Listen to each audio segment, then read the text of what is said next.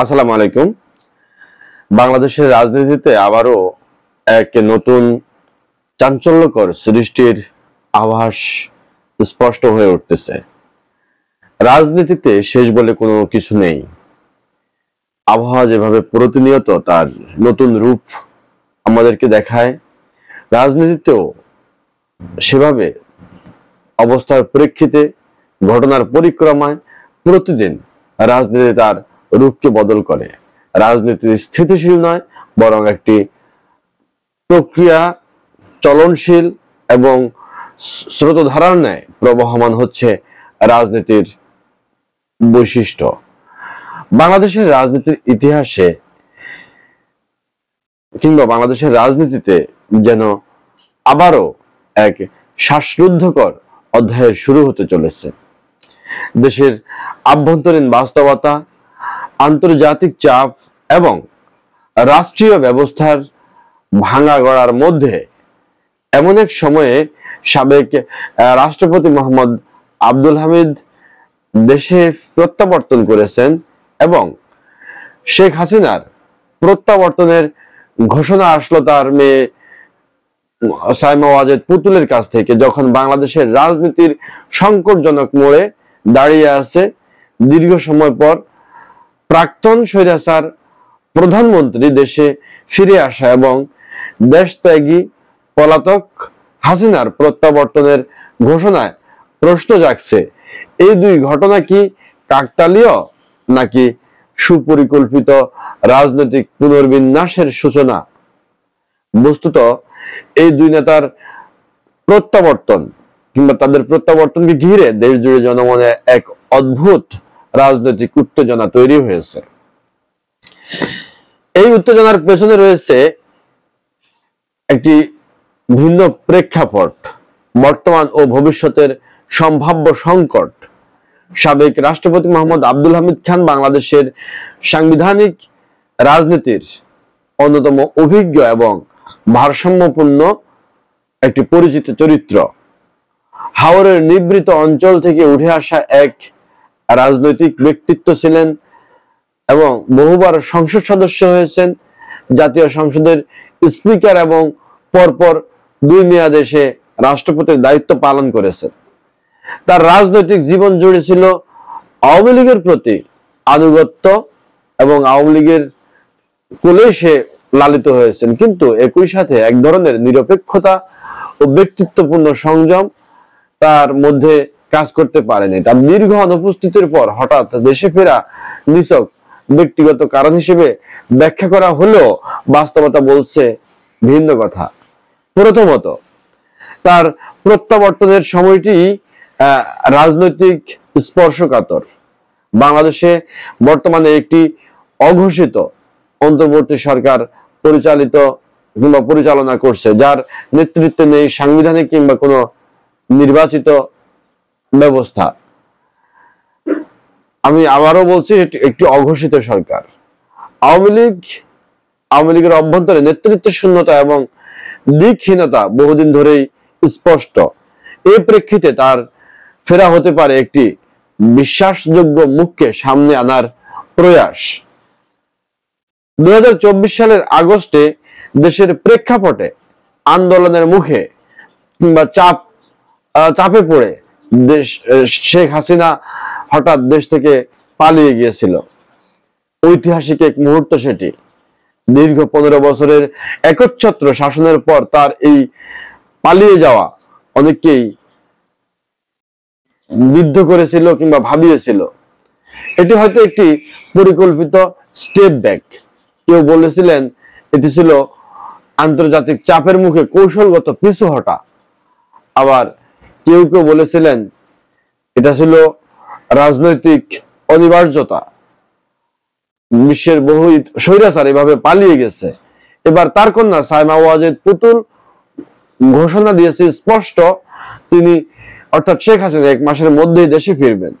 কিন্তু প্রশ্ন হলো, তিনি কি রাজনৈতিক নেতৃত্বে ফিরে আসবেন, নাকি দলে ভেঙে পড়া আত্মবিশ্বাস ও কাঠামোকে চাঙ্গা করতে একটি প্রতীকী প্রয়াস হিসেবে দেশে ফিরবেন?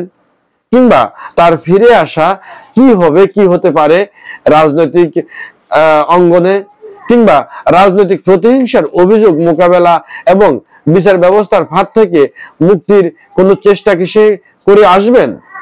বর্তমানে অন্তর্বর্তী প্রশাসনের সাথে তার সম্পর্ক, আওয়ামী লীগের নেতৃত্ব কাঠামোতে তার অবস্থান এবং বিএনপি ও আন্তর্জাতিক শক্তিগুলোর মনোভাব এইসব নির্ধারণ করবে তার প্রত্যাবর্তনের প্রকৃত তাৎপর্য কি হবে। বর্তমান রাজনৈতিক বাস্তবতা, রাষ্ট্রের অনিশ্চয়তা, দলের দিশাহীনতা এইসবের দিকে তাকালে স্পষ্ট যে বাংলাদেশে বর্তমানে এমন একটি সময় চলছে যখন কোনো রাজনৈতিক দলই এককভাবে জনপ্রিয়তা কিংবা নেতৃত্বের প্রশ্নে শক্তিশালী নয়। বাংলাদেশ জাতীয়তাবাদী দল বিএনপি দলগতভাবে শক্তিশালী হলেও নেতৃত্ব ও কৌশলের দিক দিয়ে তারা অত্যন্ত দুর্বল। এটা সর্বজন গ্রাহ্য একটি কথা। আওয়ামী লীগ দলগতভাবে ভেঙে পড়া, নেতৃত্ব শূন্য এবং জনসমর্থনের প্রশ্নে দ্বিধাগ্রস্ত। জাতীয় পার্টি, জামাত কিংবা নবীন দলগুলো যেমন এনসিপি সহ যারা নতুন গড়েছে তারা এখনো পূর্ণ বিকাশের পর্যায়ে পৌঁছায়নি। এই অবস্থায় সাবেক রাষ্ট্রপতি ও সাবেক স্বৈরাচার প্রধানমন্ত্রী শেখ হাসিনা এই দুই প্রবীণ ব্যক্তিত্বের ফিরে আসা রাজনৈতিক মানচিত্রে এক গভীর ঢেউ তুলতে পারে। সম্ভাবনা বেড়ে যাবে তার প্রত্যাবর্তনে। শেখ হাসিনা প্রত্যাবর্তন যদি হয় নেতৃত্ব পুনরুদ্ধারের লক্ষ্যে, তবে তিনি সরাসরি অন্তর্বর্তী সরকারকে চ্যালেঞ্জ করতে পারেন যদি রাজনৈতিক সেই সুযোগ পান কিংবা আন্তর্জাতিকভাবে তিনি কোনো কৌশল অবলম্বন করে দেশে ফিরে আসেন। এর ফলে দেশে রাজনৈতিক মেরুকরণ বেড়ে যাবে এবং সহিংসতা, দমন পীড়ন কিংবা পাল্টা প্রতিক্রিয়ায় নতুন মাত্রা পাবে রাজনীতি। এতে নির্বাচন, প্রশাসন এমনকি বিচার ব্যবস্থাও হতে পারে দ্বিধা বিভক্ত। হয়তো শেখ হাসিনা গ্রেপ্তার হওয়ার জন্যই দেশে ফিরছেন কিংবা দেশে ফিরলে তিনি গ্রেপ্তার হবেন কিংবা দেশে ফিরছেন গ্রেপ্তার হওয়ার জন্যই তিনি দেশে আসবেন। দলের নেতাকর্মীরা তাতেও উজ্জীবিত হবে এবং তার মুক্তির জন্য আন্দোলন করবে। হাসিনা জেলে গেলে শক্ত বৈঠা ধরতে পারে তার কন্যা সাইমা ওয়াজেদ পুতুল। রাজনৈতিক প্রজন্মান্তরের প্রশ্নে এটি সবচেয়ে সম্ভাবনাময় পথ। শেখ হাসিনা যদি সিদ্ধান্ত নেন তার কন্যা বা আওয়ামী লীগের নতুন নেতৃত্বে সমর্থন করে নিজেকে অবসর দেবেন, তবে এটিও হতে পারে একটি লিগ্যাসি ট্রান্সফার। এই প্রক্রিয়ায় রাজনীতিকে সুস্থ ধারায় ফেরাতে সাহায্য করবে। অর্থাৎ সে আইনি প্রক্রিয়ায় কিংবা আইনি যত রকম জটিলতা আছে সেগুলো জেলে থেকে সামাল দিতে পারেন এবং দলকে এগিয়ে নেওয়ার জন্য, অর্থাৎ যাদের নামে মামলা হয়েছে তারা আইনি প্রক্রিয়ায় জেলে যাবেন কিংবা বিচার ব্যবস্থার ভেতরে যাবেন। নতুনরা নতুন কমিটি করে একটি পুনরুজ্জীবিত আওয়ামী লীগ অবকাঠামো গড়বেন। এখন শেখ হাসিনা এবং আব্দুল হামিদ খান এই দুজনের প্রত্যাবর্তন আন্তর্জাতিক মহলেও কৌতূহল এবং উদ্বেগের জন্ম দিয়েছে।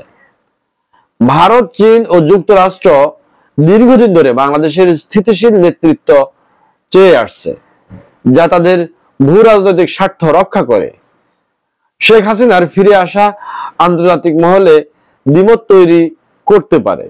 কেউ দেখবে তাকে গণতন্ত্রের অন্তরায় হিসেবে, কেউ দেখবে দক্ষ প্রশাসকের অভিভাবক হিসেবে, যে প্রশাসন এখনো বাংলাদেশের তাদের সংস্থানে বহাল তবিয়তে আছেন, যা এই একচেটিয়া ভাবে শেখ হাসিনাই পদায়িত করে গেছেন। তারা বেশিরভাগই শেখ হাসিনার জন্যই কাজ করবেন এবং এটা স্পষ্ট, প্রত্যেকেই এটা জানে। তো আব্দুল হামিদের যে নিরপেক্ষ ভাবমূর্তি, কখনো ছিল কখনো ছিল না, সেই নিরপেক্ষতা সামনে আসবে। এই ক্ষেত্রে ভারসাম্য তৈরি করতে পারে। বাংলাদেশের রাজনীতি নতুন মোড় নিচ্ছে। একদিকে পুরনো নেতৃত্বের ফিরে আসা, অন্যদিকে বাস্তবতার ছায়া। এই মুহূর্তে রাষ্ট্রের প্রয়োজন বিশ্বাসযোগ্য একটি অবস্থান, নৈতিক নেতৃত্ব এবং সাহসী পুনর্গঠন। আব্দুল হামিদ খান ও স্বৈরাচার প্রধানমন্ত্রী শেখ হাসিনার প্রত্যাবর্তন একদিকে যেমন ইতিহাসের পুনরাবৃত্তি হতে পারে, তেমনি হতে পারে এক নতুন ইতিহাসের সূচনা। এখন দেখার বিষয়, রাজনীতি কি সংঘর্ষের পথে যাবে, না সমঝোতা ও নবযাত্রার দিকে যাবে? জাতি অপেক্ষা করছে একটি দিশার, একটি সিদ্ধান্তের, এবং সবচেয়ে বড় কথা, জাতি আজকের যে অস্থিতিশীল অবস্থা এবং একটি অঘোষিত সরকারের মাধ্যমে দেশ চলছে, এই অবস্থার থেকে জাতি মুক্তি চাচ্ছে। দেখা যাক পরবর্তী বাংলাদেশের রাজনীতি, বাংলাদেশের শাসন এবং বাংলাদেশের ইতিহাস কোন দিকে যায়। আমরা দেখার অপেক্ষায় আছি বাংলাদেশের ভবিষ্যৎ। তবে সকলেই আমাদের যে দেশপ্রেমিক মনোভাব, সেই মনোভাব থেকে আমরা একটি অর্থনৈতিক অবকাঠামোগত উন্নয়ন সহ, অর্থনৈতিক টেকসই উন্নয়ন সহ একটি স্থিতিশীল রাজনৈতিক অবস্থান তৈরি করে দেশকে সামনের দিকে এগিয়ে নেওয়ার একটি পরিবেশ তৈরি হবে, এই আশাবাদ ব্যক্ত করি। এবং এর জন্য আমরা সবসময় একাগ্রচিত্তে লড়াইও করে যাচ্ছি, যে যার মতো যার যার অবস্থান থেকে। সুতরাং সুখী সমৃদ্ধ আগামীর বাংলাদেশ হোক আমাদের সবার জন্য একটি শান্তির আবাসস্থল। এই কামনায় এই প্রত্যাশা শেষ করছি। আসসালামু আলাইকুম।